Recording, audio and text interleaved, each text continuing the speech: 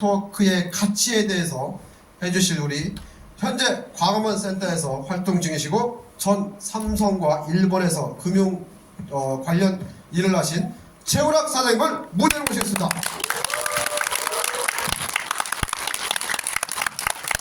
지배받은 광화문센터 최문학 다시 인사드리겠습니다.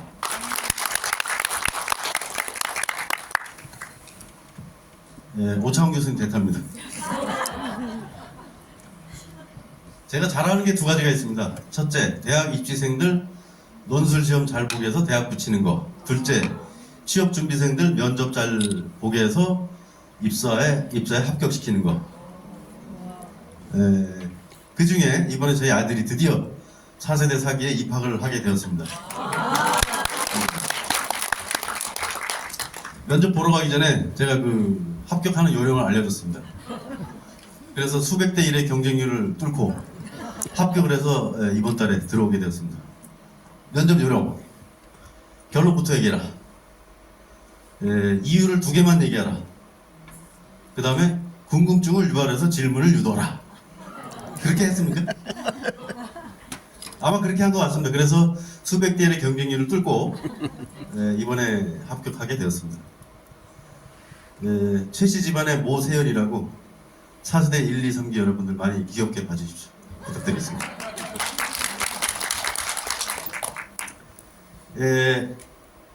소셜 마케팅과 네트워크가 가치죠.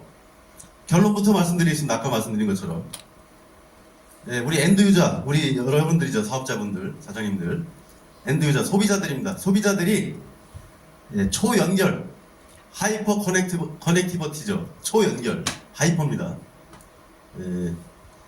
연결해서 기획하고 제조하고 유통하는 거. 그래서 사람들끼리 연결하고 집단끼리 연결하고 그래서 서로 잘 먹고 잘 살자. 이게 소셜 마케팅과 네트워크 마케팅의 핵심, 공통 핵심이고 이게 진실입니다. 이 부분을 여러분들은 주역이 되셔가지고서 우리랑 함께 그 가치를 높여가고 있는 중이십니다. 그래서 오늘 이 시간 이후로 그 가치를 어떻게 높일 것인지, 어떤 툴을 활용할 것인지, 어떤 툴을 회사에서 준비를 하고 여러분들이 그걸 활용하고 나아갈 것인지를 지금부터 말씀드리겠습니다. 이렇게 하면은 면접 시험에 100% 합격입니다.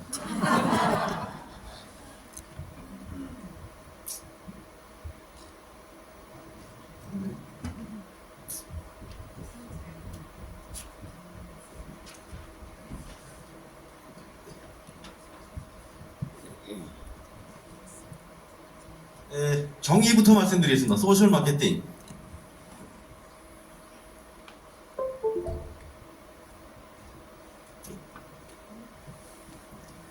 소셜 마케팅은 SNS죠.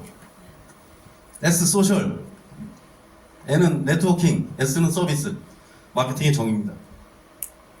기존 마케팅은 텔레비전, 신문 이런 전통적인 매체죠. 이런 거 가지고서 광고나 홍보를 해서 물건을 판다든지 뭘 한다든지 하는 거죠. 소셜 마케팅, 사용자, 아까 말씀드렸던 엔드유저, 소비자들 간의 관계를 형성하고 우리 네트워크가 뭡니까? 뜻이 네트워크.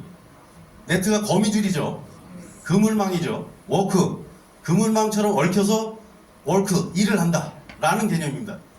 명확하게 말씀드린 그런 개념으로 우리가 이런 스타트를 하게 되는 거죠.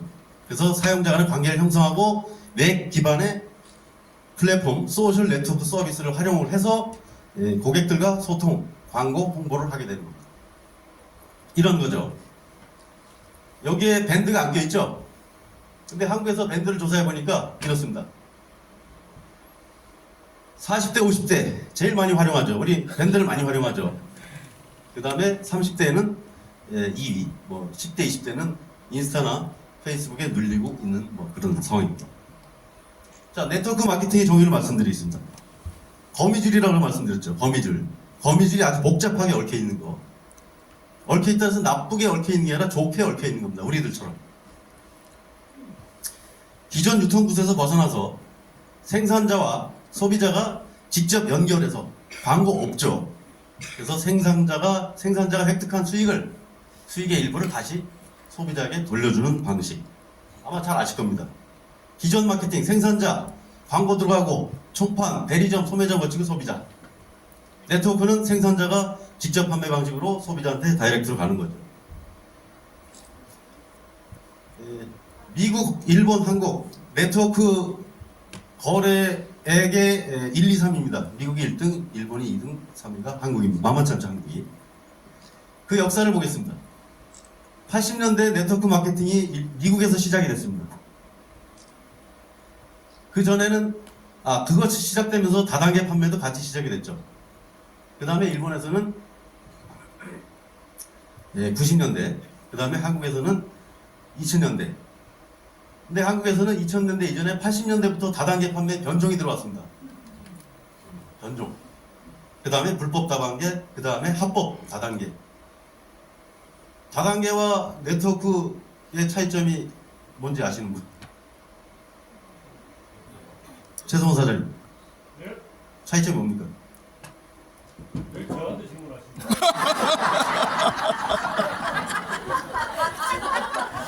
최성호 사장님이 항상 따님하고 같이 오시는데 따님 앞에서 훌륭한 답변이 나오실 줄 알았는데 네트워크는 방판법에도 정해져 있는데 여러 가지 있겠지만 대표적인 건 이렇습니다. 회원들이 가입을 해서 그 수입이 발생을 하면 회사가 중개수수료 쪽으로 회원한테 돌려주는 게 네트워크 마케팅의 핵심이고, 다단계는 무엇이냐? 소비자와 소비자 간의 금전이 어떻게 발생을 해서 직접 전달되는 거. 예를 들어서 소비자 회원을 모시고 오면 파트너를 모시고 오면 파트너의 수입의 일부를 빼서 그 수입의 일부를 돌려주는 아주 근본적인 차이죠. 그렇게 하다 보니까 변종이나 불법이나 이런 게 아주 많습니다. 일본에서 다단계는 네즈미코라고 합니다. 네즈미코. 네즈미가 뭐냐? 쥐새끼입니다. 코가 뭐냐? 막 얽혀있다는 얘기예요. 쥐새끼가 얽혀있는 거죠. 쥐새끼가 다산을 하죠. 많이 이 새끼를 깝니다. 아주 복잡하게 깝니다. 복잡하게 이득을 얻어가면서. 그래서 그거를 불법으로 정해서 일본에서는 다단계를 네즈미코라고 합니다. 합법적인 네트워크 마케팅하고는 틀리죠. 자, 이렇게 해서 소셜 마케팅하고 네트워크 마케팅의 정의를 봤습니다. 자, 핵심과 본질이 있습니다. 지금 세상이 암만 발전하고 AI가 발전되고 로봇가 발전되고 해서 우리가 하루가 다르게 변한 세상을 느낍니다. 그러면서 쉽게 생각하는 게 향후 10년 후에 지금부터 없어질 일자리가 부지기수다. 뭐 부동산 중개하시는 분도 계시는데 없어질 수밖에 없는 제1위의 직업이 부동산 중개업이라고 얘기를 합니다. 그래서 로봇이나 공학이 이 시대를 이끌어갈 이런 것처럼 보이지만 결국에는 아니죠. 뭐냐? 사람이 여러분들 페이스북이나 뭘 할 때 뭐 된 데도 나오지만 표정 좋게 하고 좋아요, 추천해요, 뭐 러브 표시하고 이런 겁니다. 이게 연결이 돼서 소셜 네트워크 마케팅의 공통 핵심이고 본질입니다. 그래서 사람에게서 시작하고 사람에게서 끝이 나는 게 소셜 마케팅, 네트워크 마케팅의 핵심이고 본질입니다. 그리고 사람 간, 집단 간의 관계 형성을 통해서 초연결, 하이퍼라고 그러죠. 자, 지금이 4차 산업혁명이 일어났다라고 얘기들을 합니다. 4차 산업혁명, 초연결이죠. 그 다음에 하이퍼 인텔리전스는 하이퍼 인더스트리 해가지고서 3하이를 해서 모든 사람과 사물이 아주 잘 연결되고 이래서 시너지 효과가 발생되고 새로운 산업이 발생되고 아까 말씀드린 기획, 제조, 유통을 우리 엔드유저, 소비자가 잘 해서 만들어가는 그런 세상이라는 겁니다. 삼성전자 물건 잘 만들죠. 자, 삼성전자조차도 독단적으로 생산자 입장에서 물건을 만드는 게 아닙니다. 많은 조사와 소비자가 필요한 거를 기획을 하기 전에 조사를 많이 하게 되죠. 거기에 일조를 하는 게 우리 소비자, 엔드 유저라는 얘기입니다. 1차 산업혁명, 영국에서 일어났죠. 증기기관. 영국 하면은 1차 산업혁명 이전에는 아주 야만적인 나라였었죠. 입을 옷이 없어서 추워서 얼어 죽는 사람들이 많았습니다. 그럴 때 대량 생산, 기계로 대량 생산, 양털을 깎아서 모직을 만드는 그 옷을 대량 생산을 해서 영국이 1차 산업혁명을 일으켜가지고서 추워서 죽는 사람들을 많이 막게 됐죠. 이게 1차 산업혁명. 2차 산업혁명, 뭐 에디슨 이후라고 얘기를 하는데 전기, 내연기관을 발전하게 되고 3차 산업혁명은 1960년대, 70년대에 컴퓨터하고 인터넷. 그래서 3차 산업. 이때 80년대 엘비토 플러가 뭐 정보혁명, 제3의 물결 이런 막 얘기가 나왔죠. 자, 4차 산업혁명, 뭐 LOT, 인터넷 오브 띵스죠. 로봇, AI, 3D 프린팅, AR, VR 이런 기술인데 말씀드렸던 대로 생산, 유통, 소비 전 과정에서 모든 것이 연결되고 진화되는 것. 그렇게 하기 위해서는 관련된 우리들, 로봇이 아닌 우리 사람들이 아주 복잡하게 또 친밀하게 연결돼서 활동을 제대로 하는 게 이게 바로 4차 산업혁명입니다. 삼성전자에서 이런 리포트를 냈습니다. 소비자가 주체가 되는 향후 시장, 제품이나 서비스의 기획 제조 주체는 공급자, 생산자가 아니라 소비자로 바뀌어가고 있다. 그래서 삼성전자조차도 꾸준히 부단히 이런 마케팅과 소비자와의 어떤 밀접한 관계를 유지하면서 제품 개발에 시장에 유통에 열을 올리고 있죠. 자, 이제부터 제4차 산업혁명에 연결되어 있는 여러분들이 어떻게 해서 이 소셜 마케팅과 네트워크 마케팅의 주역이 되기 위해서 어떻게 해야 되느냐라는 툴을 좀 알아야 되겠습니다. 화폐 공부를 좀 해보겠습니다. 제가 지난번에 환율 1, 2, 3, 4차 환율 정쟁을 말씀드렸는데 그 시리즈의 연장이지만 소셜 마케팅과 네트워크 마케팅 이 시대의 주역이 되기 위해서 우리가 반드시 알아야 될 툴이라고 생각을 합니다. 여러분들 프리월릿 처음에 등록할 때 스위프트 코드 입력하라는 란이 있죠? 네. 스위프트 코드는 누가 만들었습니까? 미국에서 만들었죠. SWIFT, Society for Worldwide Interbank Financial Telecommunication. 발음이 안 좋아도 용서해 주십시오.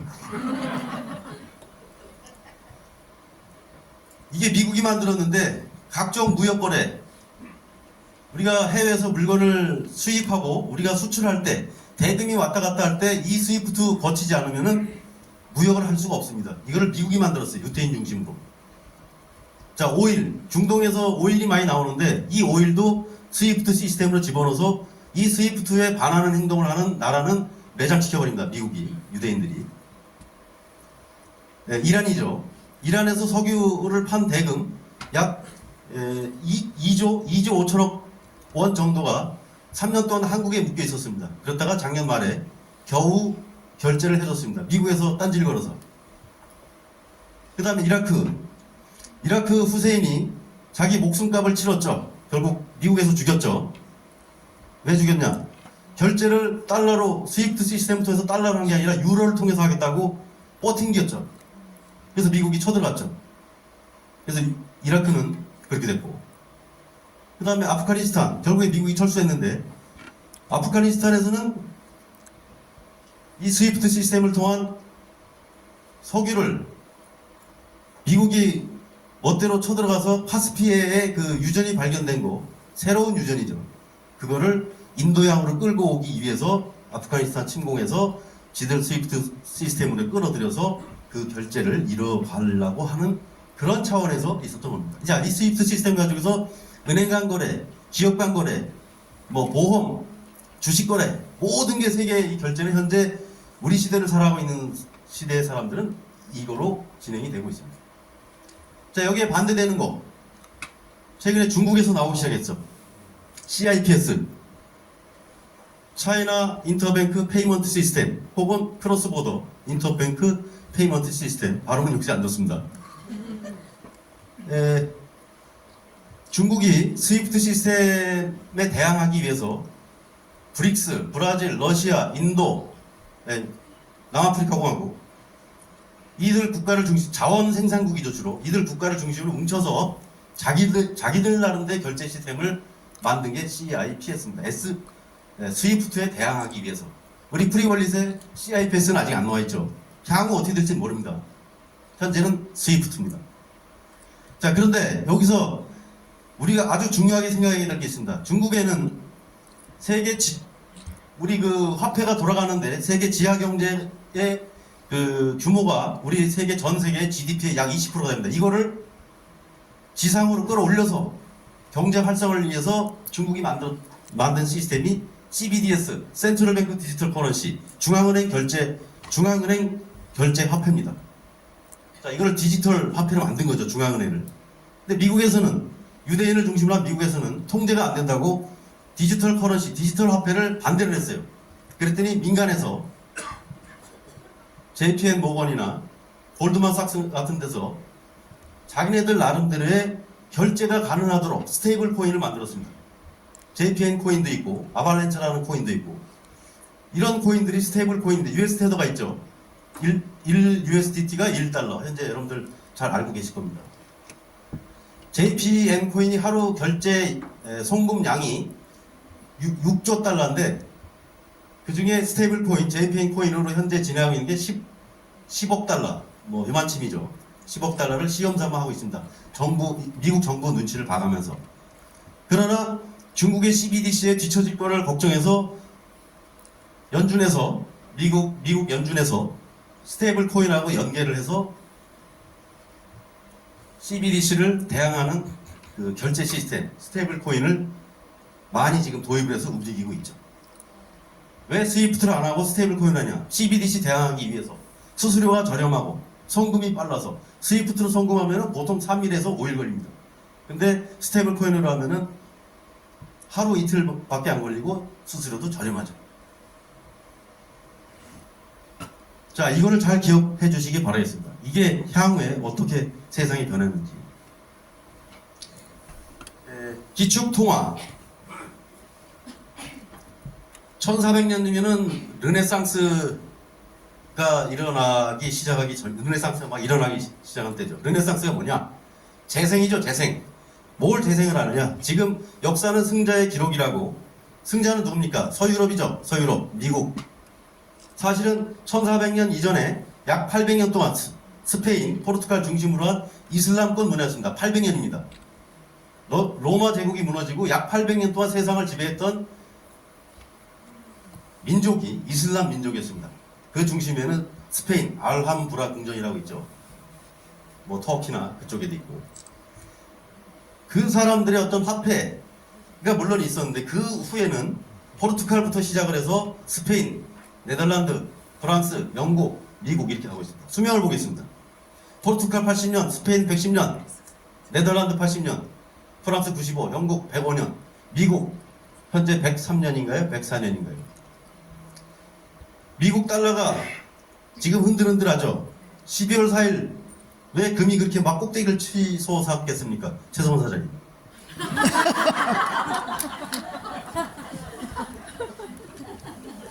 우리 따님 나중에 잘 알려주시죠.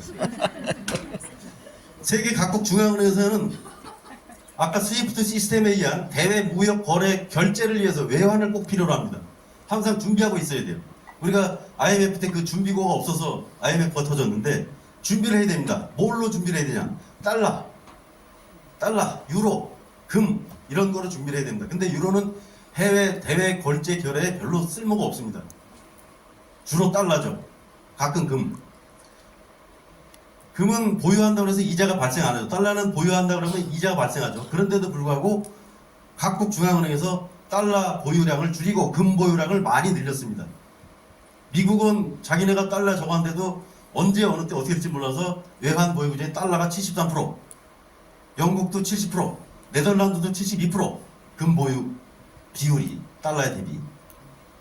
그 다음에 중국 무섭게 지금 해외로 수출을 금지했죠. 금을 해외로 금 빼돌리다 걸리면은 평생 어디 갑니다. 그런 중국부터 해서 브릭스에 있는 모든 나라들이 금을 막 채집을 하기 시작했습니다. 그래서 지난 12월 4일날 그렇게 됐던 상황입니다. 자, 그렇게 되면은 달러가 천천히니까 이제 각국에서 금을 막 보유하기 시작을 했고, 아울러서 커플링하는 비트코인도 같이 보유를 하기 시작했습니다. 지난 1월 10일 날 미국 증권거래위원 SEC에서 비트코인을 현물 ETF 승인했죠. 작년, 재작년 선물 ETF는 승인했었는데 현물 ETF를 승인했습니다. 원래는 모든 그 원자재 거래나 모든 시장은 현물이 먼저 시작을 해야 되는데 BTF는 원체 변동성도 크고 불안하다 그래서 미국에서 조심스럽게 선물을 먼저 승인했죠. 그랬더니 우리가 아는 경제 용어에서 웩도독, 웩, 흔들다, 더 개의 꼬리를 흔들다. 꼬리가 몸통을 흔드는 거죠. 원래 현물을 먼저 승인해주고 선물을 내줘야 됩니다. 그래서 비트코인이 1월 10일 날 드디어 현물 ETF 승인돼서 각국 중앙은행, 각국 기관들이 액티브하게 뭐 비트코인을 사지 않으면 패시브하게라도 자기 자산 구성상 비트코인을 꼭 사지 않으면 안 되게 돼 있는 그런 세상이 됐습니다. 5월 달에 제2의 ETF 승인이 나옵니다. 알트코인, 이더리움. 날 예정입니다. 이더리움도 선물 ETF는 승인이 났는데 현재 비트코인처럼 현물 ETF 승인을 준비 중에 있습니다. 아까 차 타고 오면서 제가 우리 광화문센터 센터장한테 코칭을 좀 했는데 지금부터 주말마다 복권 사지 말고 이더리움하고 비트코인을 5만원, 10만원 이렇게 사라 라고 조언을 했습니다. 왜? 제 얘기는 아닙니다만 골드만삭스에서 24년 올해 말에 비트코인이 2억 5천만원 정도 올라갈 거다. 싸게 잡아서 1억, 비싸게 잡아서 2억 5천 갈 거다 라는 예측이 있습니다. 자, 알트코인 이더도 마찬가지로 5천만원 뭐 이런 예측이 있습니다. 복권을 살 것 같으면 차라리 이거를 사라 라는 말씀을 제가 드립니다. 복권 평생 사도 당첨된 분 계시나요? 1등 당첨되죠? 안 계시죠 여기? 염두를 좀 두셨으면 좋겠습니다.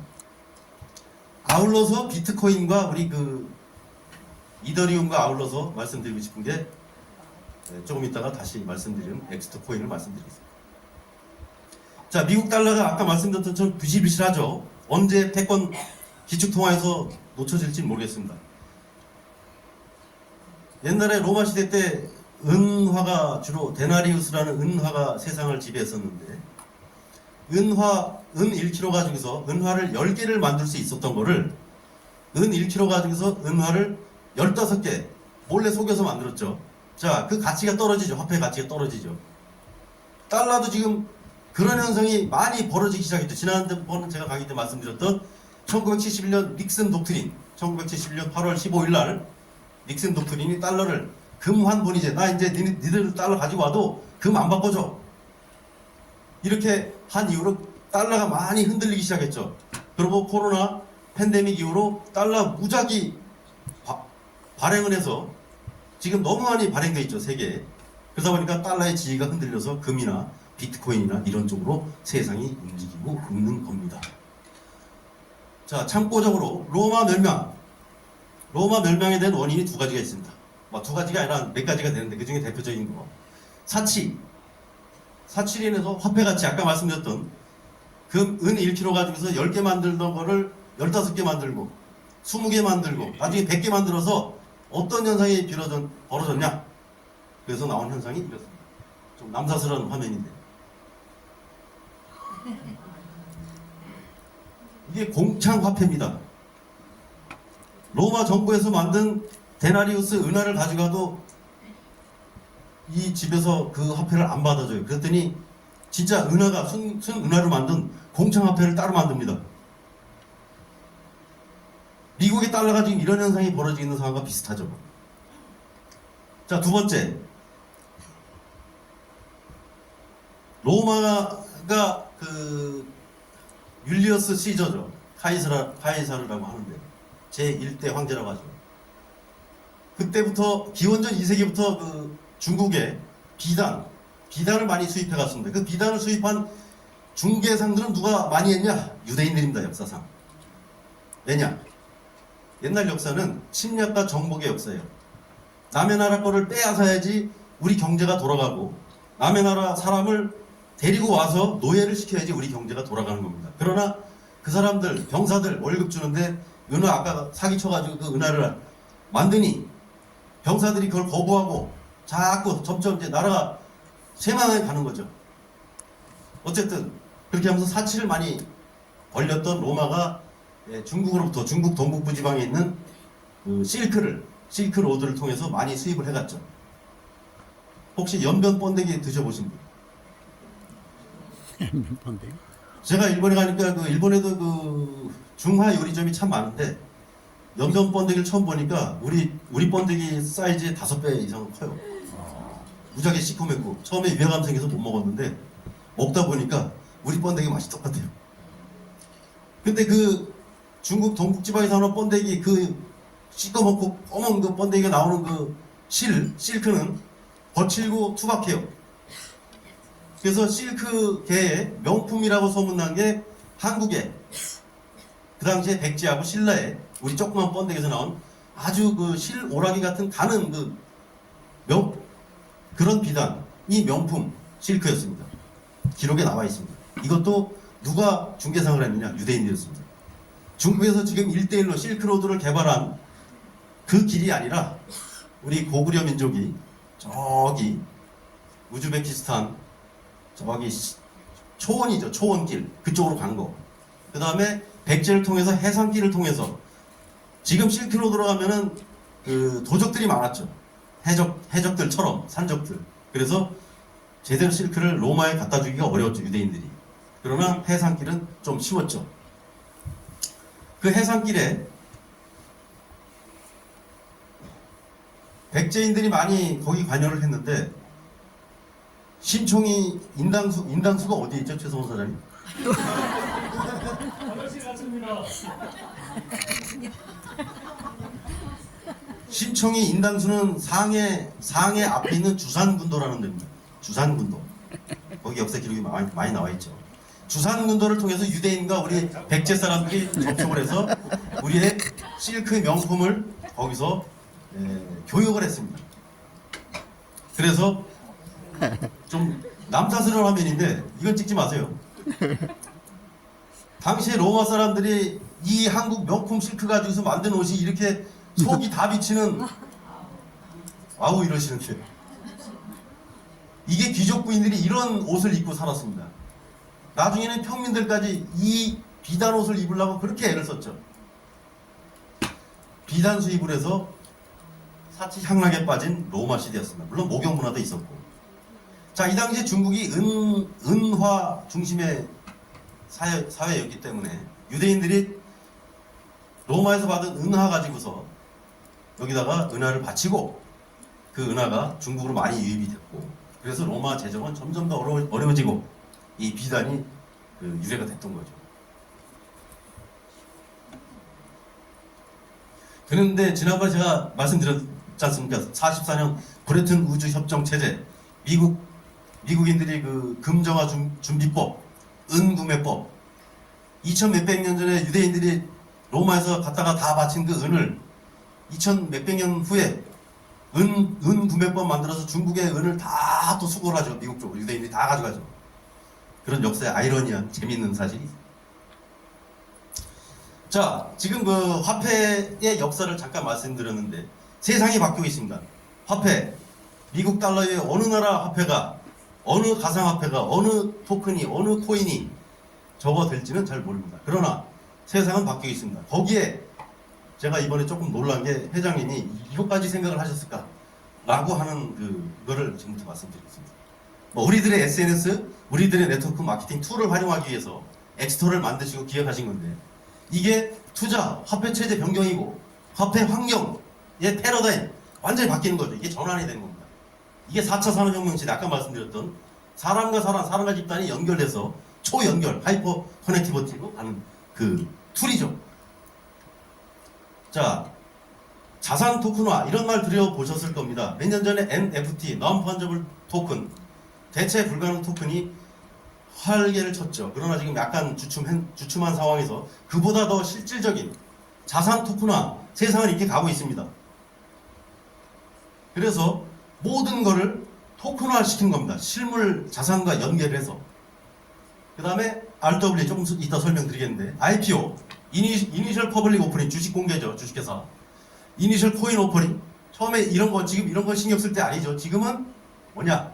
STO, 시큐리티 토큰 오퍼닝, 토큰 공개입니다. 토큰 공개. 지금 이 세상으로 가고 있습니다. 알게 모르게 여러분들은 우리들이 모를진 모르겠지만 지금 한국의 각 금융기관은 이 세계를 위해서 열심히 뛰고 있습니다. 그 다음에 그거하고 아주 비슷한 RWA, 리얼 월드 에셋이죠. RWA. 잠깐 비교를 하겠습니다. 토큰 증권, 실물 자산을 토큰화하고 RWA도 실물 자산을 토큰화합니다. 조각 투자. 그래서 소수의 거액 투자자가 아니라 지금은 다수의 소액 투자. 비트코인 하나 투자하려면 너무 비싸죠. 그 다음에 부동산 큰 건물 하나 투자하기 너무 비싸죠. 그렇게 하지 말고 우리 엑스토 토큰처럼 해피, 누구나 5,000달러, 누구나 10,000달러가 아니라 학생들 뭐 50만 원이고 100만 원이고 능력대로 조각 내서 투자를 하는 이런 세상입니다. 그 다음에 증권에 대한 자산을 온체인에서 거래를 하는 거고, 그 다음에 RWA는 증권화 자산을 포함을 해서 모든 실물 자산을 온체인에서 거래를 하는 겁니다. 토큰화 시켜서. 그 다음에 토큰 증권은 자본시장법상 증권에 해당돼서 금융당국의 규제를 받습니다. 현재 한국은행에서 작년에 한국금융위원회에서 작년에 이 법을 만들기 시작했습니다. 올해 이제 말에 나올 겁니다. 그러나 RWA는 증권에 해당되지 않음으로 인해서 금융당국의 규제를 받지 않습니다. 디지털 자산법이 나오면 여기에 규제를 받을지는 모르겠습니다. 그 다음에 토큰 증권은 프라이빗 블록체인이죠. 더욱 제도화되고 더욱 중앙화됩니다. 그러나 RWA 이거는 퍼블릭 블록체인과 개인 정보를 무척 중요시하는 퍼블릭 블록체인으로 해서 디파이 탈중앙화죠. 디파이 배경에 탈중앙화 화폐가 되는 겁니다. 화폐가 되고 토큰이 될 수 있는 겁니다. 그래서 우리 SPS의 엑스토가 지금부터 아주 유명한 RWA 역할을 충실히 수행할 거라고 저는 확신을 합니다. 개념들을 잠깐 말씀드리겠습니다. 자, 전통자산이 있죠. 전통자산, 뭐 부동산이요, 미술 작품들 이런 것들이 있을 겁니다. 기존 증권, 뭐 주식이요, 채권. 그 다음에 신종자산, 가상자산이 됐고, 신종증권, 투자계약증권이나 비금전 신탁수익증권이나 이런 것들 나오기 시작했고, 그 다음에 다음 세계, 지금부터 움직이고 있는 세계가 토큰 증권입니다. 이거를 금융당국에서 규제를 해가지고서 금융당국에서 규제를 해서 세금을 걷어들이겠다라는 의도로 지금 가고 있는 겁니다. 아까 중국의 CIPS, CBDC 은행의 그 중앙화폐가 저 토큰 증권하고 비슷한 그 연계된 화폐, 거래 화폐라고 생각할 수 있습니다. 자, 이 RWA 더 큰 개념이죠. 저런 거 포함해서 이 RWA는 우리 엑스토 토큰이 해당될 거라고 보는데, 투자 대상 실물 자산을 예시를 말씀드리겠습니다.